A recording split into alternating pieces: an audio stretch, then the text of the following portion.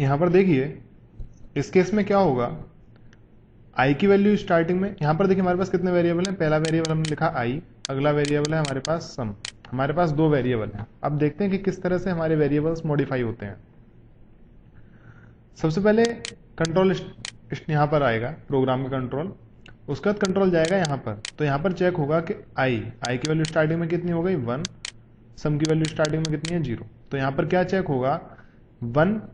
Less than equal to 10, क्या 1 10 से छोटा है, हाँ है, अगर है तो sum is equal to sum plus 1 होगा। अब सम की वैल्यू कितनी है,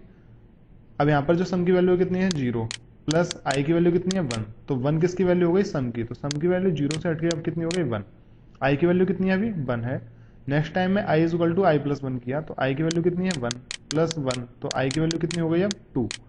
तो आई की वैल्यू 1 से हटकर कितनी हो गई 2 हो गई। अब कंट्रोल कहां जाएगा, फिर से वाइल लूप पर आएगा, यहां पर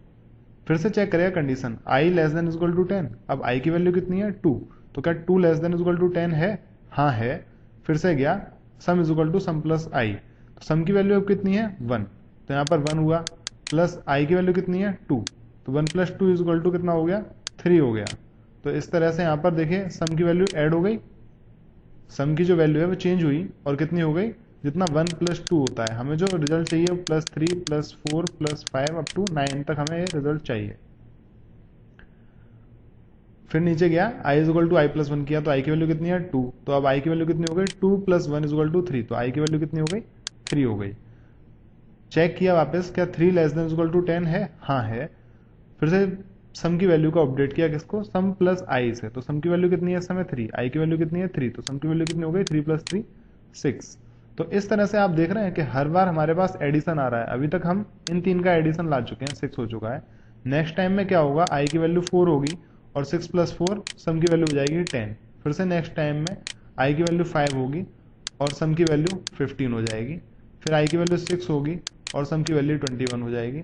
आई की वैल्यू 7 होगी और सम की वैल्यू 28 हो जाएगी, आई की वैल्यू 8 जब होगी तो सम की वैल्यू हो जाएगी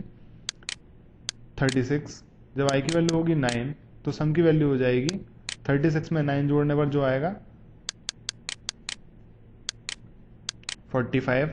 और जब आई की वैल्यू 10 होगी तो देखिए आई की वैल्यू मान लीजिए अब 10 हो गई, तो 10 लेस देन इक्वल टू 10 है, हाँ है, तो sum is equal to sum plus I हुआ, सम कितना है 45, आई की वैल्यू कितनी है 10, तो 45 प्लस 10 हुआ तो 55 आया,